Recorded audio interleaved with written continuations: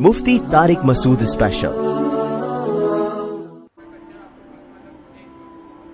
بھائی یونیورسٹی میں اگر کوئی ایجوکیشن ہے، مس گیدرنگ ہے، آپ اپنا پڑھیں، آپ لڑکیوں کو نہ جھانکا تانکی کریں، آپ اپنا پڑھیں، آپ آرام سے گھر آ جائیں، اس میں کیا ہے؟ کوئی ضرورت کی بات چیت واقعی کرنی ہے تو کر سکتے ہیں، سسٹر کہہ کے آپ مجبوری میں کوئی بات کرنی ہو تو سسٹر وہ یہ نوٹس مجھ سے گم ہو گئے ہیں، آپ کے پاس اگر ہیں تو میں فوٹو کاپی کر لیتا ہوں، لیکن اگر میل سے ہو سکتا ہے تو فیمیل سے ضرورت نہیں ہے، لیکن اگر کوئی ضرورت کی بات ہے تو پھر ٹھیک ہے۔ واللہ یعلم المفسد من المصلح، اللہ جانتا ہے کس کے دل میں فساد ہے اور کس کے دل میں فساد نہیں ہے، سمجھتے ہیں نا؟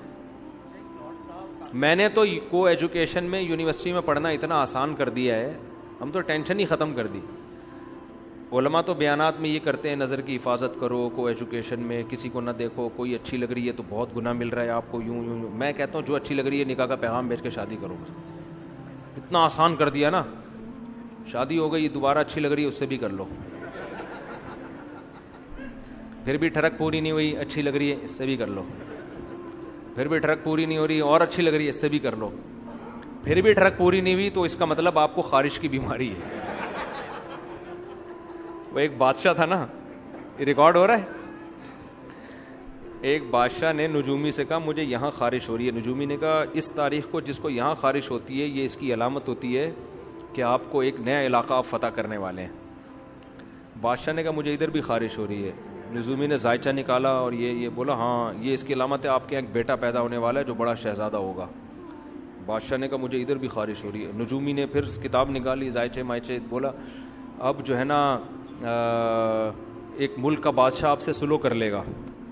بادشاہ نے کہا ادھر بھی ہو رہی ہے، نجومی نے کہا آپ کو خارش کی بیماری ہے، کسی اچھے حکیم سے اس کا علاج۔ تو اگر 4 سے بھی خواہش پوری نہیں ہو رہی اس کا مطلب آپ ایک نمبر کے ٹھرکی ہیں، آپ کا دنیا میں کوئی بھی علاج نہیں ہو سکتا، سمجھ رہے ہو؟ تو جو اچھی لگے نکاح کا پیغام بھیج دو، وہ مان جائے ٹھیک ہے، نہیں مانے دفع کرو، اس پہ لعنت بھیجو، دوستیاں نہ لگاؤ، پھر پٹانے کے چکر میں نہ رہو۔ مسئلہ یہ ہوتا ہے کہ نکاح کا پیغام بھیجا نہیں اس نے قبول کیا، پھر اس سے SMS بازیاں، پھر اس سے دوستیاں، اپنے آپ کو مطمئن کر لیتے ہیں یار ہم تو نکاح کے چکر میں کر رہے ہیں۔ بھائی نکاح کے چکر میں آپ اس سے دوستیاں کہاں لگا سکتے ہو، ہنسی مذاق کہاں کر سکتے ہو؟ یہ اتنا حلال حرام میں یہی تو فرق ہے نا۔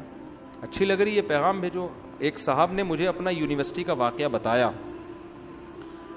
اس نے مجھے بتایا کہ میں پڑھتا تھا، مجھے ایک لڑکی اچھی لگنے لگی، تو یہ تھے بھی شریف، کبھی اس طرح کا کوئی لگی نہیں ان کو، بہت نیک شریف آدمی ہیں۔ کہہ رہے ہیں مجھے اچھی لگنے لگی، میں بہت ٹینشن میں آ گیا کہ یار اب میرا بار بار دل کر رہا ہے اس سے بات کرنے کو۔ کہہ رہے اللہ کا خوف تھا اس کے دل میں، تو کہہ رہے میں نے اس کو ایک ڈائری دی اور کوئی ہوم ورک کے نام پہ نا، کچھ جیسے ہوتا ہے نا کہ ہوم ورک ہے تو یہ اس میں میں نے نوٹس لکھے، اس نے کہیں مانگے ہوں گے، میں نے اس کو دے دی، تو ڈائری میں نے سیدھے سیدھے لکھ دیا آپ سے میں شادی کرنا چاہتا ہوں۔ اس نے ہوم ورک مانگا ہوگا یا کیا مانگا ہوگا، مجھے پورا واقعہ یاد نہیں۔ کہہ رہے میں نے سیدھا سیدھا لکھ دیا، اسائنمنٹ ہوتے ہیں نا تیار کر کے دے، کہہ رہے میں نے اس میں کچھ بھی نہیں لکھا، میں نے یہ لکھ دیا مجھے آپ سے شادی کرنے کا شوق ہے۔ سیدھی سیدھی 2 ٹوک بات۔ عزت دار آدمی کو 2 ٹوک بات سمجھ میں آتی ہے، 2 نمبر کو 2 نمبر ہی سمجھ میں آتی ہے، وہ خود 2 نمبر ہوتا۔ یہ لڑکی نے پڑھا تو اس کو تھوڑا سا غصہ آیا، اپنے گھر گئی، پھر اگلے دن مجھے خود اس نے بتایا، واپس آئی تو کہہ رہی، پھر اس نے بولا دیکھو اگر واقعی سیریس ہو شادی کرنے میں، کیونکہ لڑکے اس طرح پھنساتے ہیں، واقعی سیریس ہو تو میرے گھر اپنے والدین کو بھیج دو۔ اس نے کہا میرے ابا نہیں ہے، اس نے کہا چلو اماں کو بھیج دو، ابا ہے ہی نہیں تو اماں کو بھیج دو، اگر واقعی سیریس ہو غور کر لیں گے۔ اس نے مجھے لڑکے نے خود سنایا، کہہ رہے ہم اپنی اماں کو لے کے پہنچ گئے، آج ماشاءاللہ ان کے بچے ہیں، کئی سال ہو گئے شادی کو، ہنسی خوشی زندگی گزر رہی ہے، سمجھ رہے ہو نا؟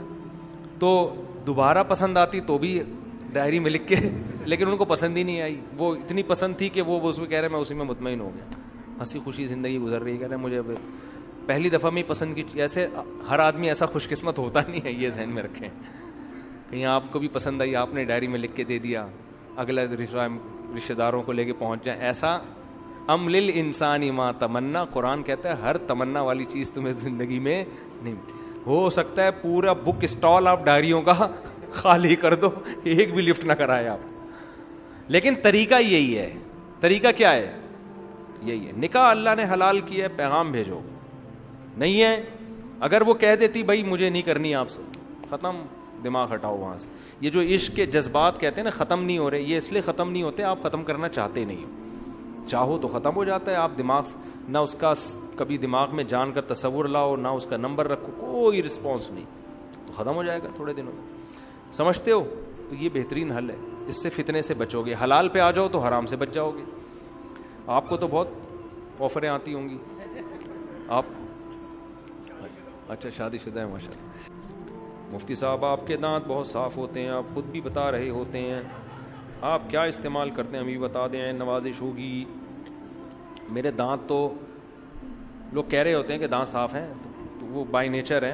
ہمارے ابا کے دانت بڑے خاندانی تھے, لیکن دانتوں کے جو گڑبڑ ہے نا آج کل, جو 2-3 چیزیں لوگ کر رہے تھے, اس کی وجہ سے دانتوں کی واٹ لگ رہی ہے.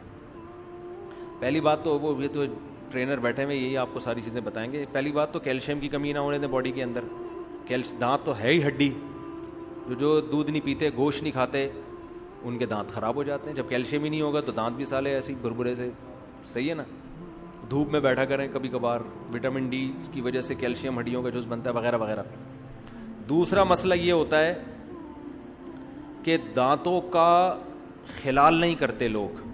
برش کی تو پابندی کرتے ہیں, خلال کی پابندی. دانتوں میں جب روٹی گوشت اٹک جائے نا, وہ دانتوں کا بیڑا غرق کرنا شروع کرتا ہے. برش سے زیادہ امپورٹنٹ خلال ہے. سمجھتے ہو؟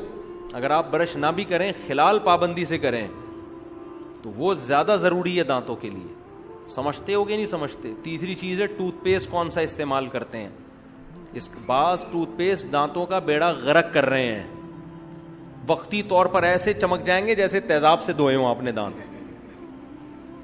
دیکھو ٹوتھ پیسٹ میں بھی بعض دفعہ اینٹی بایوٹک ہوتی ہے, وہ آپ کے جراثیم ہر طرح کے مار رہے ہوتے ہیں. اینٹی بایوٹک تو جب بھی آپ لو گے, یہ ماؤتھ واش جو استعمال کر رہے ہیں, اگر آپ پابندی سے کرو گے تو بیڑا غرق ہونا شروع ہو جائے گا. اس لیے کہ ماؤتھ واش اینٹی بایوٹک ہے, وہ آپ کے صحیح اچھے والے جراثیم بھی مار دیتا ہے اور گندے والے بھی. تو کبھی کبھار تو ٹھیک ہے, لیکن عادت بنا دیں گے خراب ہو جائیں گے. میں آپ کو دانتوں کا ایک بہترین طریقہ بتاتا ہوں صاف کرنے کا. آپ نے ہمت ہے نا, ٹوتھ پیسٹ اور برش ہمیشہ کے لیے چھوڑ دو.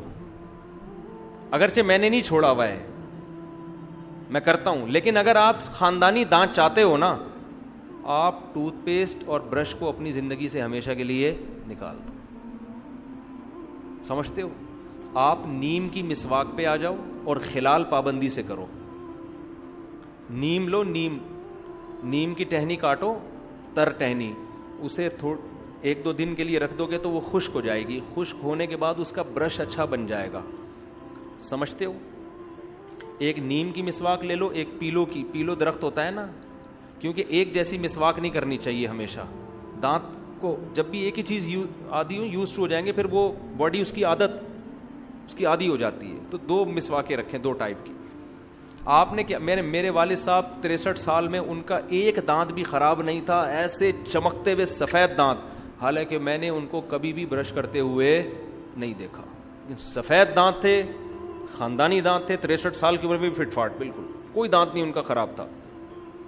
کبھی بھی میں نے نہیں دیکھا ان کو برش کرتے ہوئے, نہ ٹوتھ پیسٹ کرتے ہوئے.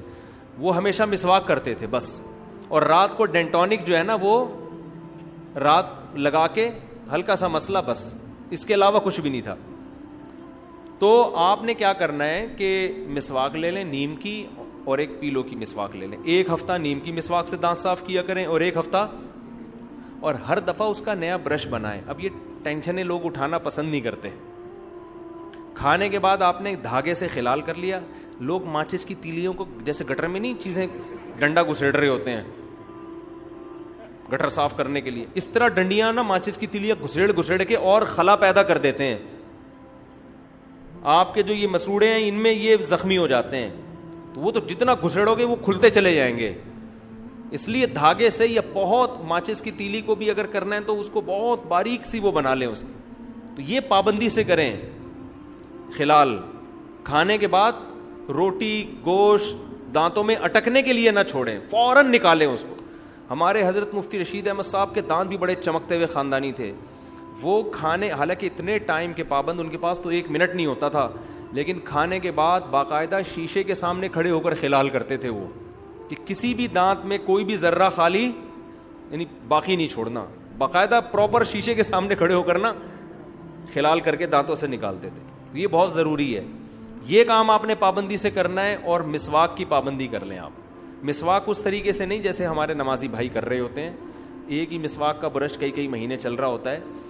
اپنے ہی دانتوں سے آپ نے مسواک کا برش تیار کرنا ہے, اس کا چھلکا اتار لیں اور دانت پہ رکھ کے مسواک کو ہلکا ہلکا گھماتے رہیں, چباتے رہیں. وہیں سے کیا ہوتا ہے, آپ کے جو مسوڑے ہیں نا یہ کھلنا شروع ہو جاتے ہیں. اس میں مسواک کا کیمیکل جذب کرنے کی صلاحیت بڑھ جاتی ہے. جب آپ چباتے ہیں نا تو یہ بلڈ کا سرکولیشن بڑھتا ہے آپ کے مسوڑوں کی طرف. جب وہ بڑھتا ہے تو وہ کھلتے ہیں تو وہ مسواک کا کیمیکل جذب کرنے کی ان میں صلاحیت پیدا ہو جاتی ہے. یہ چیز برش میں نہیں ہے, سمجھ رہے ہو نا. تو پھر جب آپ مسواک کرتے ہیں اس کا کیمیکل جاتا ہے اندر, اور وہ خالص آرگینک کیمیکل ہے, وہ انسانوں کا بنا ہوا کیمیکل, اس کے کوئی سائڈ افیکٹ نہیں ہے. آج جو ٹوتھ پیسٹ آپ استعمال کر رہے ہیں, کل ہو سکتا ہے میڈیکل سائنس تبدیل ہو جائے, بولے بھائی یہ نقصان ہے اس کا, یہ سائڈ افیکٹ. سمجھ رہے ہو نا. کتنے ٹوتھ پیسٹ ایسے تھے ڈاکٹروں نے استعمال کروا کے وہ رجوع کر لیا.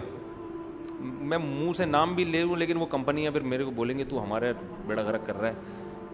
کچھ ٹوتھ پیسٹ ایسے میں نام لے کے بتاؤں جو بڑے چل رہے ہیں اور بیڑا غرق کرنے میں ان کا بہت بڑا کردار ہے, لیکن میں نام نہیں لے سکتا, وہ پھر مسائل کھڑے ہو جاتے ہیں.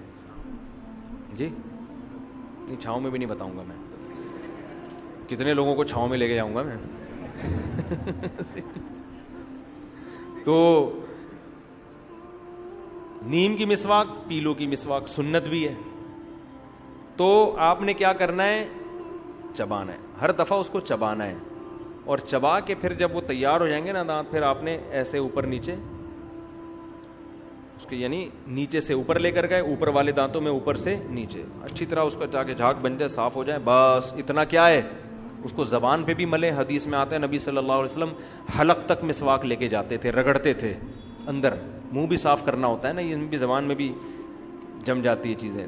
ہر طرح سے آپ یہ کام آپ اگر 5 نمازوں میں کر لیں تو نور للہ نور, ورنہ کم سے کم 2 ٹائم تو کریں, سونے سے پہلے اور صبح ناشتے کے بعد.